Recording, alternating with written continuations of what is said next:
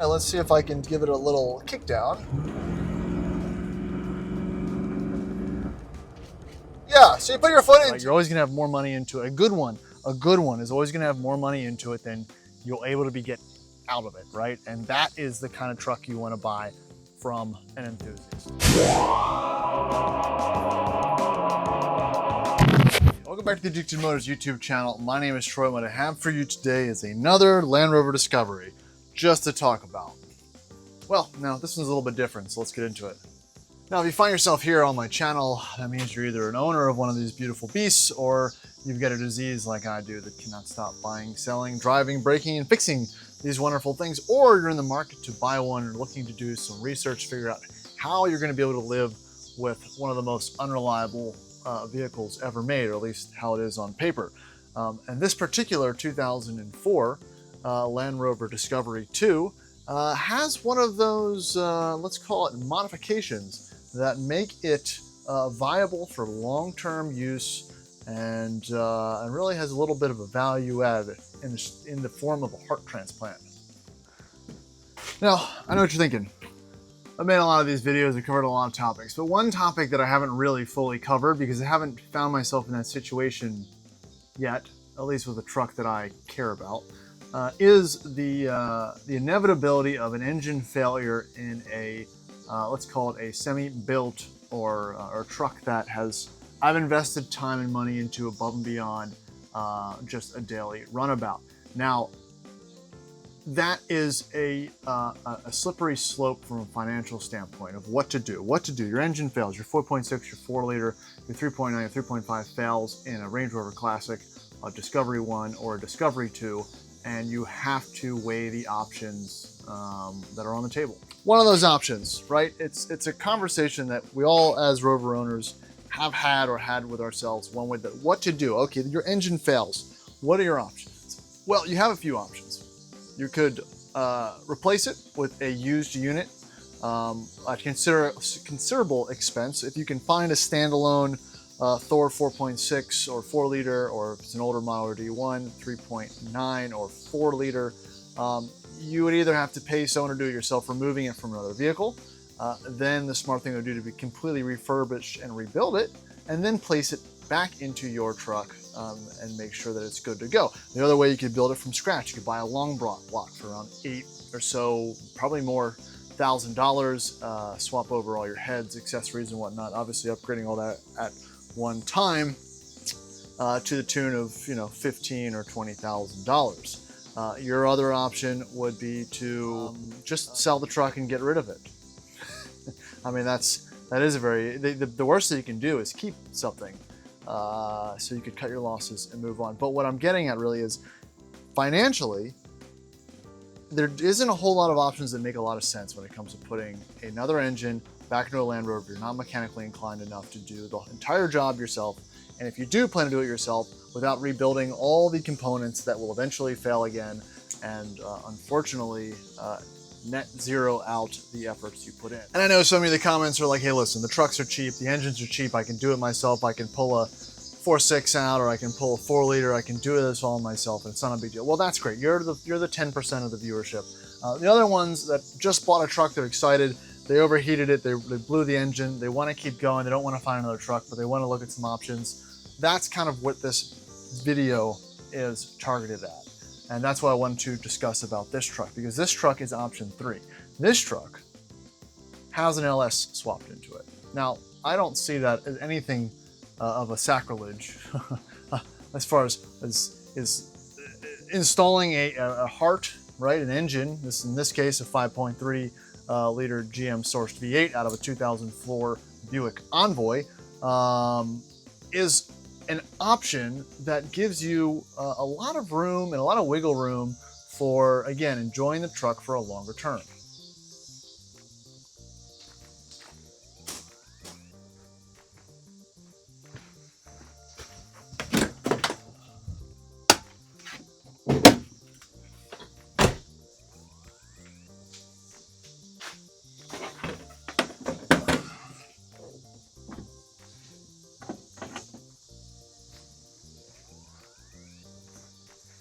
Now, you're asking yourself, why a LS 5.3? Well, there's a lot of options. Well, there's not a lot of options. This is the most easily, I guess, swapped, thoroughly documented, and most user-friendly, I think, application to successfully swap the truck and make it, I wouldn't say more reliable, because you still have, you know, a ZF or an HP4, you still have an LT230, you still have the same axle ratios, drive shafts, and all the fun stuff that make up the rest of the Land Rover that obviously have some points of contention that may result in failure. But at the source and at the heart, what you're doing is creating and ensuring that your investment or your hobby or whatever you're considering this truck is has a way to live on.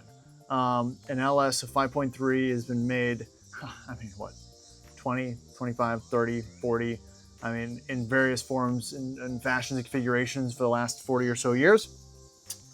They are fairly easy to work on. The swap community is large and knowledgeable, and parts are readily available, and the block and the engines themselves are also readily available. That's a bit of the issue with the Rover V8s. Yes, they are unreliable if not maintained properly, and they have their issues and whatnot, but they are kind of pricey when it comes to bits, pieces, and whatnot. They're not, and they will continue to get more pricey as the values of the trucks kind of continue to go up a little bit. So this type of alternative isn't off the table, right? Getting it right, like this one, and sorting it correctly with the right parts, the right adapters, and the right bit of knowledge, really will kind of save yourself a little bit of headache in the future. And also, I think, creates a good bit of values. Yeah, let's kind of get into that value aspect.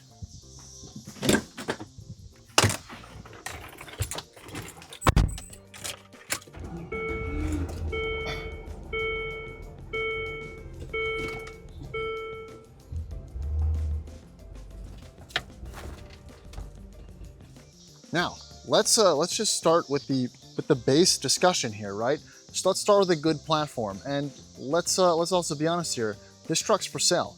That's kind of the purpose of why I'm making this video. I was also very interested to drive an LS swapped Discovery. I hadn't done it before, and I wanted to see if it was kind of worth the squeeze. And that's kind of what I wanted to talk about now. And I think what we just discussed about ensuring and investing in the long-term viability of the truck with a engine and a system and a documented swap kit that is, again, fairly straightforward, has a great aftermarket community and a lot of parts, bits, and bobs, really is, I think, a good place to start your Land Rover journey.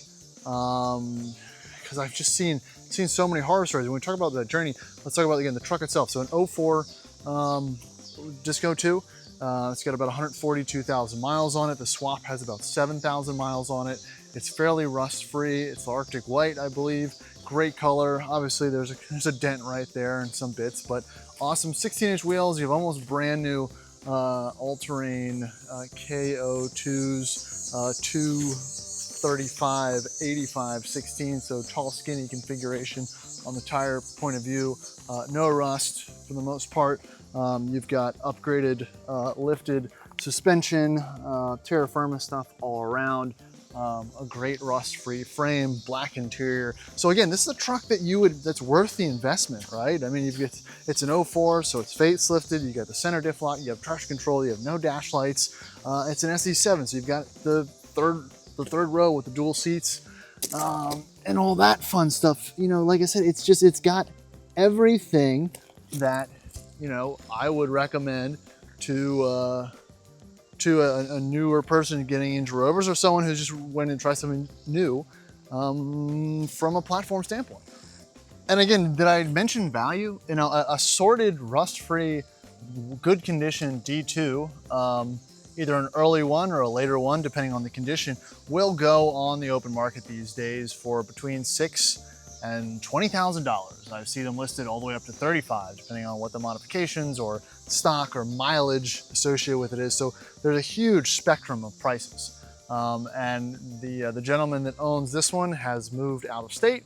He asked if I would be willing to make a video on it and kind of spread the word about it, because it is a very sorted truck for the most part. There are some anomalies that I'll discuss on the drive, but overall it's a pretty sorted package. I mean, the cost to get it to this state was over $20,000, right? And that's just like any Land Rover investment project, right? You're always gonna have more money into it. A good one is always gonna have more money into it than you'll able to get out of it, right? And that is the kind of truck you wanna buy from an enthusiast. And I think, again, around that price point, for that money, you couldn't do the swap. For that money, you could barely buy a clean one. And this is offering the full package for about that price. And that's kind of the selling point here. If you're looking to get into something like this, I think this would be a pretty good option. Now, I've talked myself blue in the face, you know, D1s, D2s, L322s, all types of Land Rover stuff, and Freelanders. And this one's a pretty interesting driving experience, right? I think this one has got a tune on it from a local engine tuner. It's got a hot cam, a bunch of other things that I can list as far as modifications to that LS engine that gives it just a little bit more power. I think this one makes like 340 horsepower to the wheels, which is about 10 more than it made in stock form with a 4.6 with the 4.6 Thor engine. And I probably made 170 or less to the wheel. So much powertrain loss in these that it's kind of hard to feel it. So I'll do a quick run through on the inside, and we'll take it for a spin and see how it does on the road. So step into this. Again, black interior. We've got the mats.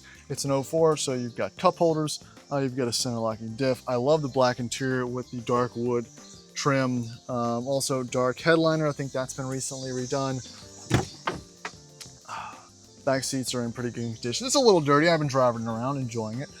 So it's not in perfect condition, but it smells like a disco in here. It comes with all sorts of parts and bits that were taken off from the original engine bay area. So you can recoup and harvest some things as well. And that's really about all there is to mention on the exterior side. It's not too loud. It's you know, it's a fairly decent sorted D2. It's growing on me because it just kind of drives like a D2, but with that little extra kind of torque kick.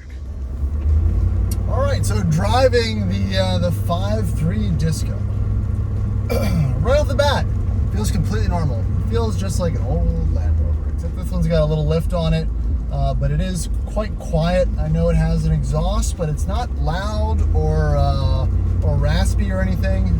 It pretty much sounds like a stock 4.6. It's like a stock 4.6, unless you put your foot into it. Even when you put your foot into it, it doesn't really, you know, it moves, but it doesn't jump off the line or anything. I don't see the 5.3 edition as a huge power gain. You know, you're not doing like a supercharged 6-liter or something like that. I mean, I think this really just creates and it's just an appropriate powertrain for this truck, for towing, going over the mountains.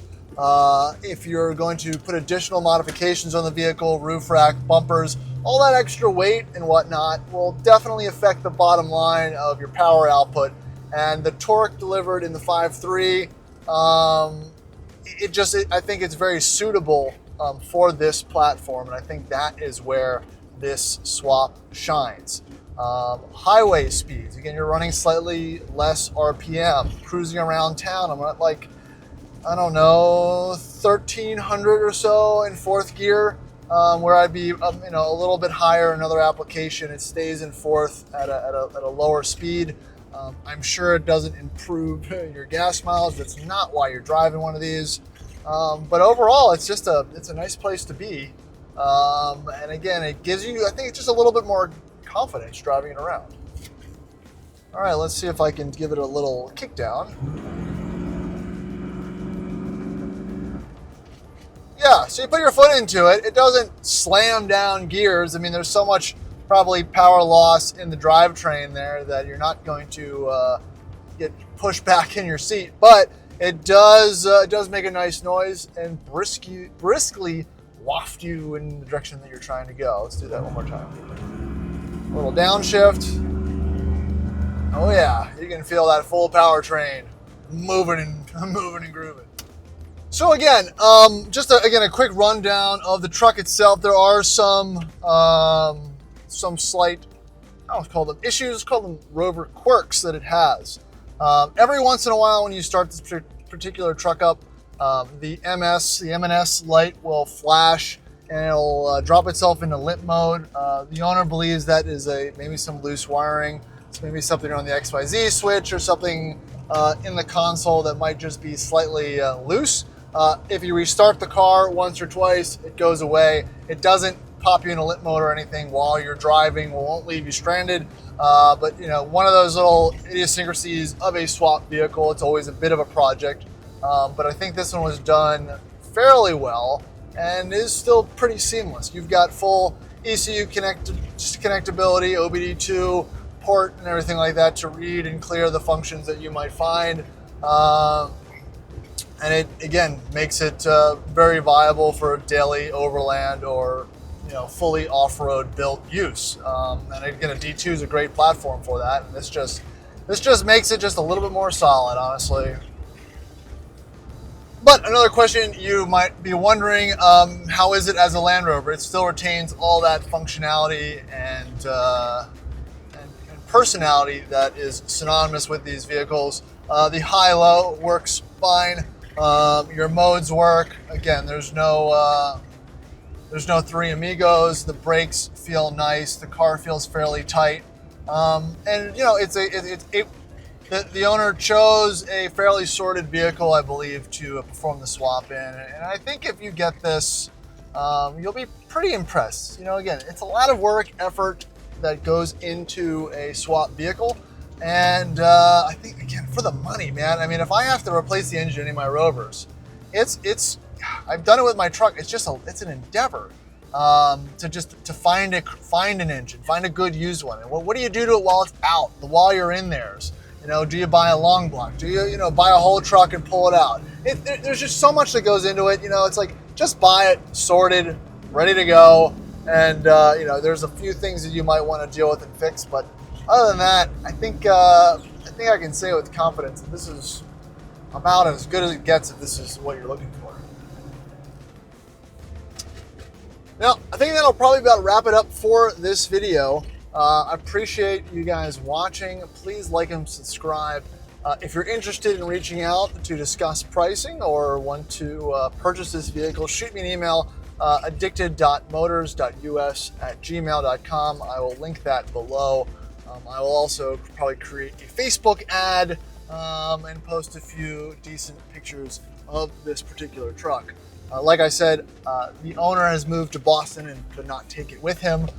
He does not want to sell it, but just doesn't have room for two vehicles, and this does not make much sense in the city where he's moved to. So it is located in Richmond, Virginia. I can help facilitate shipping and all that fun stuff as needed. So again, if you're interested, let me know, and we will catch you on the next video. I'm gonna V8 motor around here a little bit because I'm kind of having fun driving this thing.